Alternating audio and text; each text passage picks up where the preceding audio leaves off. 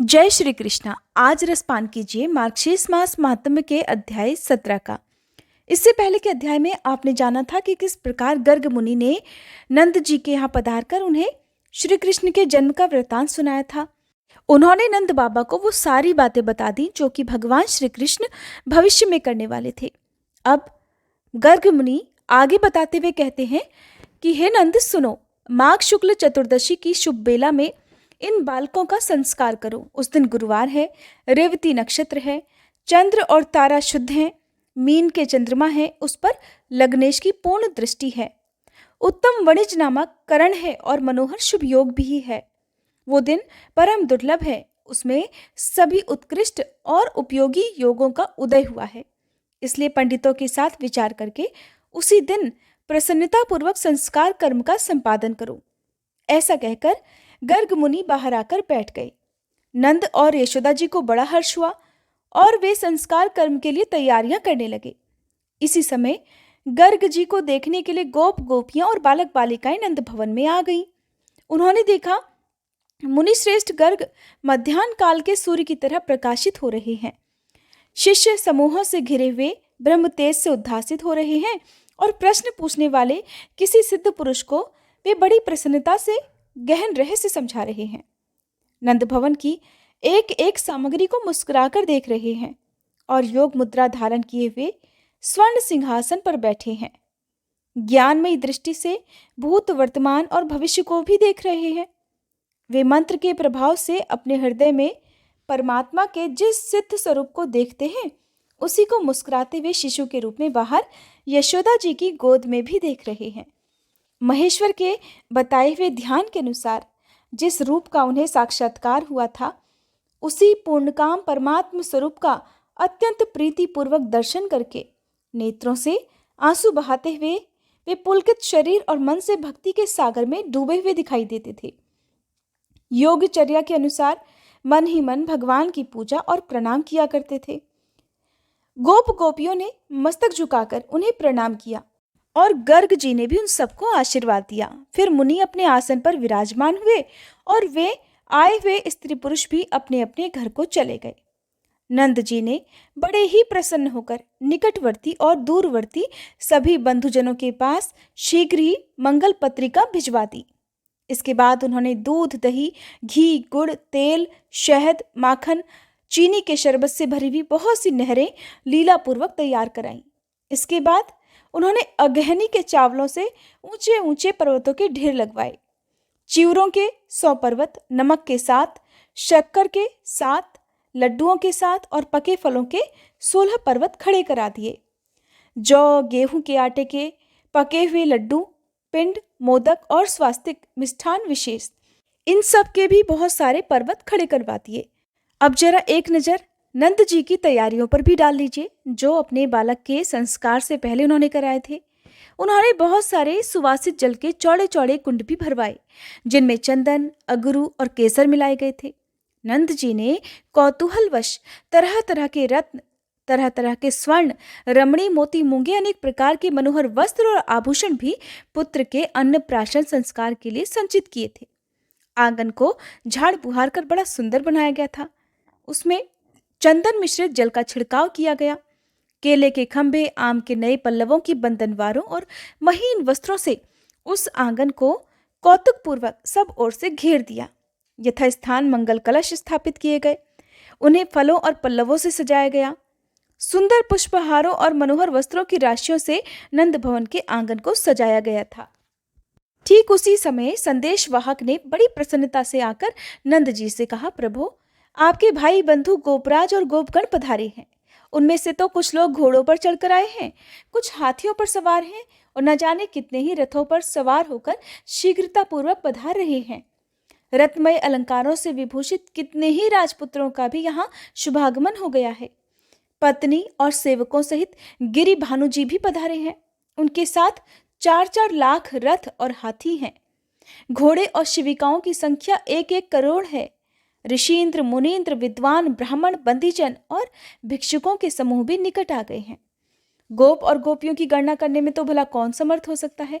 नंद जी, आप क्यों ना स्वयं बाहर चलकर देखें। आंगन में खड़े हुए दूत ने जब ऐसी बात नंद जी से कही, तब उसे सुनकर ब्रजराज नंद जी स्वयं ही उन समागत अतिथियों के पास आए। उन सबको साथ लेकर उन्होंने आंगन में बिठाया और तत्काल ही उनका पूजन किया। ऋषि आदि के समुदाय को उन्होंने धरती पर माथा टेक कर प्रणाम किया। फिर एकाग्र चित्त होकर उन सब के लिए पाद्य आदि समर्पित किए। उस समय नंद गोकुल तरह तरह की वस्तुओं और गोप बंधुओं से भर गया था। वहां कोई किसी के शब्द को नहीं सुन सकता था। साक्षात कुबेर ने श्री कृष्ण की प्रसन्नता के लिए वहां 3 मुहूर्त तक सोने की वर्षा करके गोकुल को सोने से भी भर दिया।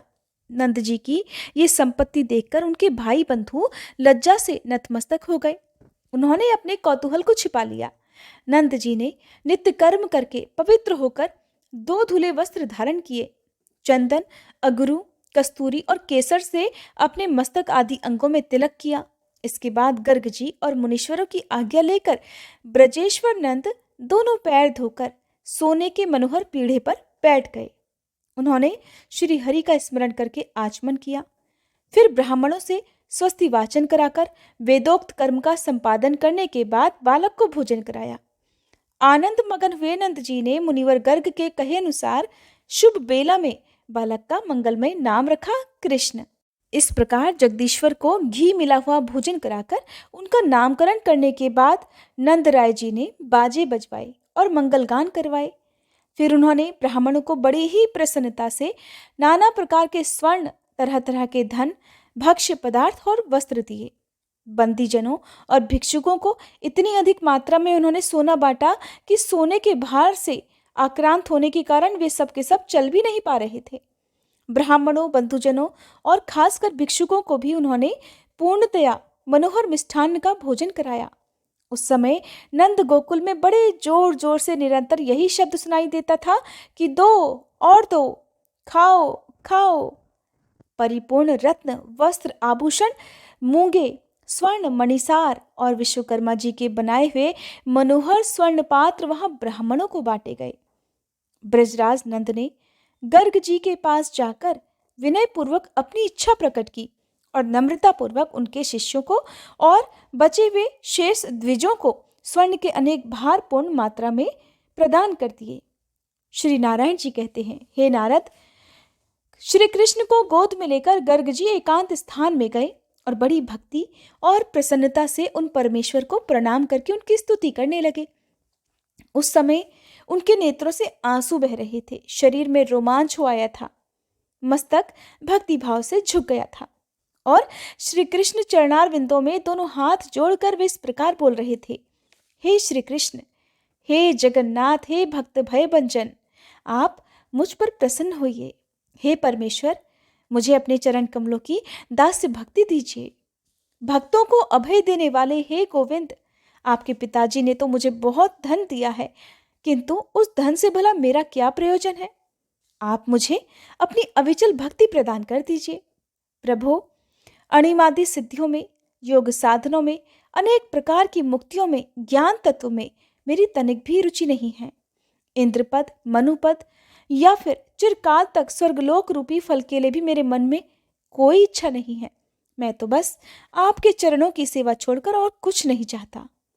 सालों के सारष्टी, सारूप्य, सामीप्य और एकत्व, ये 5 प्रकार की मुक्तियां सभी को अभीष्ट होती हैं। सभी इन 5 प्रकार की मुक्तियां चाहते हैं, परंतु हे परमात्मन, मैं आपके चरणों की सेवा छोड़कर इनमें से किसी को भी ग्रहण नहीं करना चाहता। मैं गोलोक में या फिर पाताल में निवास करूं, ऐसा भी मेरा मनोरथ नहीं है, परंतु मुझे आपके चरणार विंदों का निरंतर चिंतन होता रहे, बस मेरी यही इच्छा है। कितने ही जन्मों के पुण्य के फल का उदय हुआ, जिससे भगवान शंकर के मुख से मुझे आपके मंत्र का उपदेश प्राप्त हुआ। उस मंत्र को पाकर मैं तो सर्वज्ञ और समदर्शी हो गया हूँ। प्रभु, सर्वत्र मेरी अबाध गति है। हे कृपा सिंधु, हे दीन बंधु, मुझ पर कृपा कीजिए। मुझे अभय देकर अपने चरण कमलों में रख लीजिए। फिर भला मृत्यु मेरा क्या कर सकेगी। आपके चरणार विंदों की सेवा से ही भगवान शंकर सबके ईश्वर, मृत्युंजय, जगत का अंत करने वाले और योगियों के गुरु हुए हैं। हे ब्राह्मण, जिनके एक दिन में 14 इंद्रों का पतन होता है, वे जगत विधाता ब्रह्मा जी आपके चरण कमलों की सेवा से ही उस पद पर प्रतिष्ठित हुए हैं। आपके चरणों की सेवा करके ही धर्मदेव समस्त कर्मों के साक्षी हुए हैं। सो दुर्जय काल को जीतकर सबके पालक और फलदाता हुए हैं। जो संपूर्ण संपदाओं की सृष्टि करने वाली तथा देवियों में परात्परा है, वे लक्ष्मी देवी अपने केश कलापों से आपके चरणों का मार्जन करती हैं। जो सबकी बीज रूपा है, वे शक्ति रूपिणी प्रकृति आपके चरण कमलों का चिंतन करते करते उन्हीं में लीन हो जाती है। प्रभु, आपकी अंशभूता और आपके ही तुल्य तेजस्विनी राधा जी आपके वक्ष स्थल में स्थान पाकर भी आपके चरणों की सेवा करती हैं, फिर दूसरे की तो बात ही क्या है। हे प्रभु, जैसे शिव आदि देवता और लक्ष्मी जी आदि देवियां आपसे सनात हैं, उसी तरह मुझे भी सनात कर दीजिए, क्योंकि ईश्वर की सब पर समान कृपा होती है। नाथ, मैं घर को नहीं जाऊंगा, आपका दिया हुआ ये धन भी नहीं लूंगा, बस मुझ अनुरागी सेवक को अपने चरण कमलों की सेवा में रख लीजिए। इस प्रकार स्तुति करके गर्ग जी नेत्रों से आंसू बहाते हुए श्री कृष्ण के चरणों में गिर पड़े और जोर जोर से रोने लगे। उस समय भक्ति के उद्वेग से उनके शरीर में भारी रोमांच हो आया था। गर्ग जी की बात सुनकर भक्त वत्सल श्री कृष्ण हंस पड़े और बोले, मुझ में तुम्हारी अविचल भक्ति रहे। जो मनुष्य गर्ग जी द्वारा किए गए इस स्तोत्र का तीनों संध्याओं के समय पाठ करता है, वह श्री हरि की सुदृढ़ भक्ति, दास्य भाव और उनकी स्मृति का सौभाग्य तो अवश्य ही प्राप्त कर लेता है। इतना ही नहीं, वह श्री कृष्ण भक्तों की सेवा में तत्पर होकर जन्म, मृत्यु, जरा, रोग, शोक और मोह आदि के संकट से भी पार हो जाता है। श्री कृष्ण के साथ रहकर सदा आनंद भोगता है और श्री हरि से फिर कभी उसका वियोग नहीं होता। भगवान नारायण कहते हैं, नारद, श्री हरि की इस प्रकार स्तुति करके गर्ग मुनि ने उन्हें नंद जी को दे दिया और प्रशंसा पूर्वक कहा, गोपराज, अब मैं घर को जाता हूं, आज्ञा दो। अहो, कैसी विचित्र बात है कि संसार मोहजाल से जकड़ा हुआ है। जैसे समुद्र में फेन उठता और मिटता रहता है, ठीक उसी प्रकार इस भवसागर में मनुष्यों को संयोग और वियोग का अनुभव होता रहता है। गर्ग जी की ये बात सुनकर नंद जी उदास हो गए, क्योंकि साधु पुरुषों के लिए सत्पुरुषों का वियोग मरण से भी अधिक कष्टदायक होता है। संपूर्ण शिष्यों से घिरे हुए मुनिवर गर्ग जब जाने को तैयार हुए, तब रोते हुए नंद आदि सभी गोप गोपियों ने अत्यंत प्रीतिपूर्वक, अत्यंत विनीत भाव से उन्हें प्रणाम किया। उन सबको आशीर्वाद देकर मुनि श्रेष्ठ गर्ग जी सानंद मथुरा को पधार गए। ऋषि मुनि और प्रिय बंधु वर्ग सभी धन से संपन्न होकर अपने अपने घर को चले गए। फिर सभी बंदी जन भी पूर्ण मनोरथ होकर अपने अपने घर को लौट गए। उन सबको मीठे पदार्थ, वस्त्र, उत्तम श्रेणी के अश्व और सोने के आभूषण प्राप्त हुए थे। गले तक भरपेट भोजन करके तृप्त हुए भिक्षुकगण बड़ी प्रसन्नता के साथ अपने घर को लौट गए। वे स्वर्ण और वस्त्रों के भारी भार से थककर चलने में भी असमर्थ हो गए थे। कोई धीरे धीरे चलते, कोई विश्राम करने के लिए धरती पर ही सो जाते और कुछ लोग तो मार्ग में उठते बैठते जाया करते। कोई वहां सानंद हंसते हुए टिक जाते थे। कपर्दकों और अन्य वस्तुओं के जो बहुत से शेष भाग बच गए थे, उन्हें कुछ लोग ले लेते थे। कुछ लोग खड़े होकर दूसरों को वे वस्तुएं दिखाते थे। कुछ लोग नृत्य करते थे और कितने ही लोग वहां गीत गाते थे। कोई नाना प्रकार की प्राचीन गाथाएं कहते थे। राजा मरुत, श्वेत, सगर, मांधाता, उत्तानपाद, नहुष और नल आदि की जो कथाएं हैं, उन्हें सुनाते थे।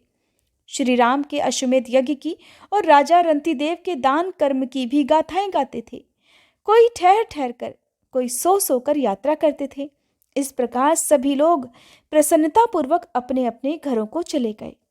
हर्ष से भरे हुए नंद जी और यशोदा जी दोनों दंपत्ति अपने बालक कृष्ण को गोद में लेकर कुबेर भवन के समान रमणीय अपने भव्य भवन में रहने लगे।